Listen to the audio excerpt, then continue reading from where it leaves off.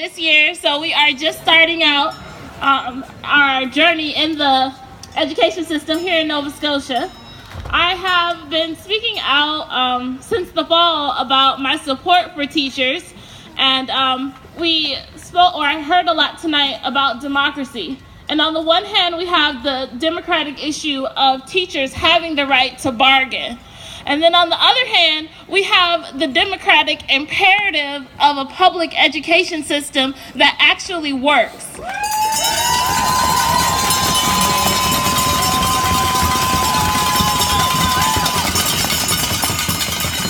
And so I think about democracy all the time. I thought about democracy as I sat at home at first waiting to hear about my opportunities to speak at the Law Amendments Committee, and then finding out that I wouldn't be able to speak. I know, I really do think it is a shame, because I had the expectation that the government would listen to us as the people. I don't imagine our democracy as something that is just a democracy in theory.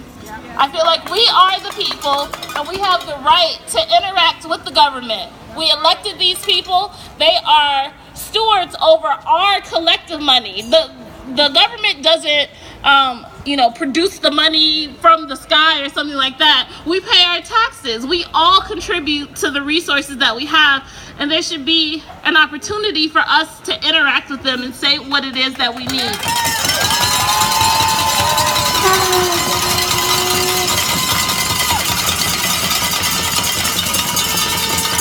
so I think about education all the time also from the perspective of a Black parent. A parent who is approaching the system, and I advocate and write letters and do all of these things, and it's only until a movement like this of the teachers with the teachers union that the government has even started to respond. I don't have a seat at the table. They have to bargain with the teachers, and that is my expectation for what they'll do, because you as teachers are the ones who are going to them and telling them about the things that are happening on the front line. And without teachers, I don't know where we're going to be. Education is that important.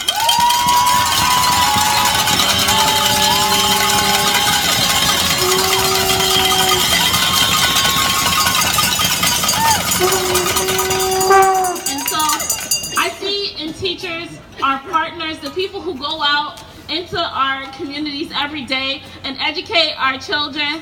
My 6-year-old is just so full of energy and creativity and joy. She is also full of all sorts of things that need to be molded and shaped, and her teacher is a partner in that with us as a family. And I think about the way this government has responded to this whole process. I think about the implications in terms of gender dynamics. I heard the NSTU president say that the workforce is almost 75% women. And I think to myself, the government says all the time that it's trying to address things like wage disparities, but then when it's time to bargain in good faith for jobs that teachers have gone and gotten lots of education for, have lots of experience for, and should be compensated fairly for, there's a problem. And suddenly women who are oftentimes told in the home that they need to sacrifice themselves for the good of their family are now told that they need to sacrifice themselves for the good of the province. And so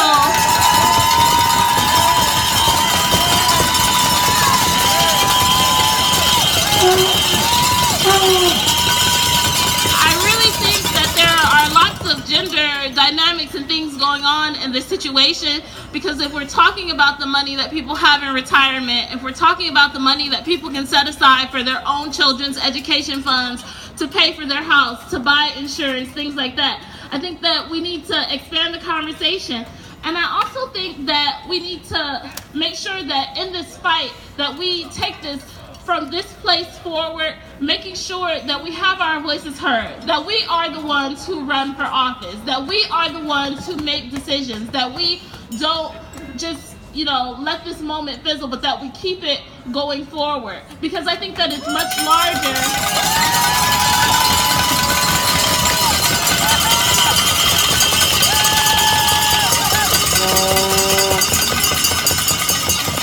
I think it's much larger larger even than this one government, because we could be back here in another couple of years with a totally different government still trying to make the same types of cuts to education, still trying to tell us that what is good for everyone is for us to limit the amount that we invest in education, that we invest in teachers and their families, that we invest in our own children.